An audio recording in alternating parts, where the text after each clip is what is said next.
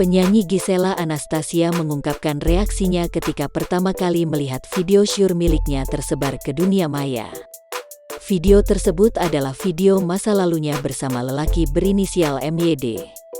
Saat video miliknya tersebar, Giselle diketahui sedang berlibur bersama teman-temannya.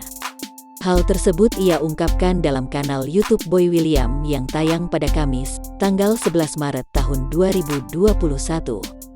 Pokoknya pertama kali dengar beritanya aku sad pastinya. Pasti yang pertama ada ketakutan, kekhawatiran, ungkap Giselle.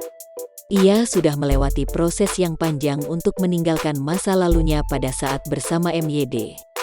Pada saat ia tertimpa masalah video skandalnya tersebar, Giselle mengatakan jika Gading merupakan berkat paling besar yang ada dalam kehidupannya.